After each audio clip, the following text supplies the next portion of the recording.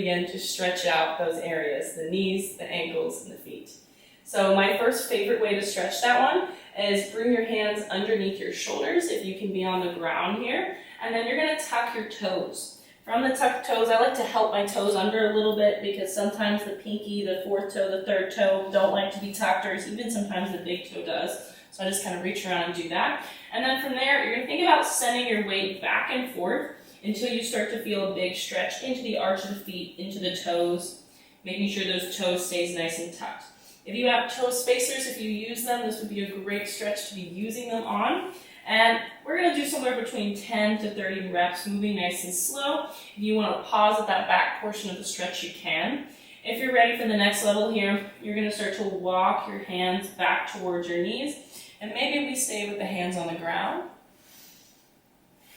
And then maybe we come up to the legs and hold this for a nice passive stretch. If you want a little bit more here, we're eventually starting to lean back. That one's pretty big for me today, so I'm just going to hang out right here. And again, all of the stretches I show you, hold somewhere between 5 to 10 breaths. Big, big inhale, breathing into the areas of tension. Big, big exhale, let it go. Awesome. And if you're doing this as more of a warm-up exercise, I would either stick with this variation that's pretty dynamic, or you can begin to tuck the toes, hover the knees about an inch or two off the ground, and then think about sending your hips back. This one is just a little bit more advanced. Keep pushing the floor away, making the claws with your hands here. Good. Awesome. And again, somewhere between 10 to 20 reps. And then we're going to move into the stretch for the top of the feet. So that was some dorsiflexion. Now we're going to move the opposite way. So same thing, except tops of the feet are going to come to the floor. I walk my knees in a little bit closer together than I did for that last one. And then maybe I start here, shifting the weight back, hands underneath your shoulders, looking for a stretch in the top of the feet. If you feel that one and this feels pretty good for you, I would stay here. And again, 10 to 20 reps, moving in and out. If you don't feel that one very much, you're going to start to slowly walk back towards your feet, sit a little bit more onto the knees, and this is where it would be a good position. So if you're feeling any pressure in your kneecaps here, put a pillow underneath you, pad your bones.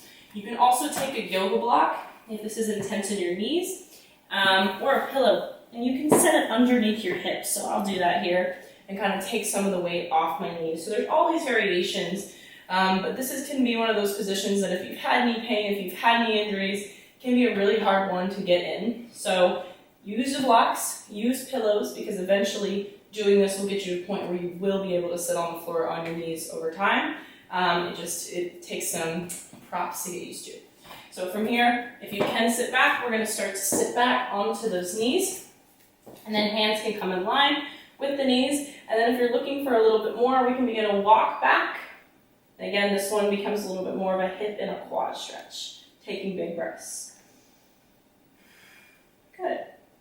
And if you're looking to progress this movement, add in a little bit more active mobility, hands are going to come to the ground, and then you're going to try to begin to lift one of your knees off the floor. This is going to feel like a really big stretch for the top of the feet. Maybe I'll do one side, and then I'll do the other side nice and slow. And again, all of these are just options, so if they don't feel good in your body today, they're probably not what your body needs, so find the version that you can do comfortably, stay calm and relaxed, and take full breaths in.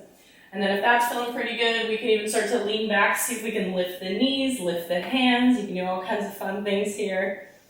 Taking some big breaths. Awesome. Really good. And then last little version here for the ankles. You're going to cross your ankles, so it's the same position we just were, tops of the feet come to the floor.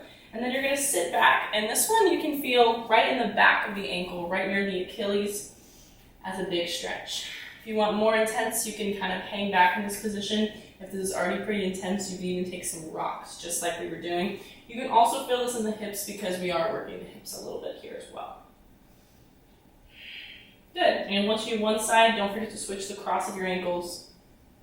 Do the other side here.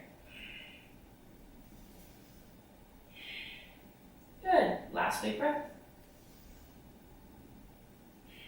Good. Awesome. Thank you so much for watching and taking a moment for your feet, your ankles, and your knees. They will thank you.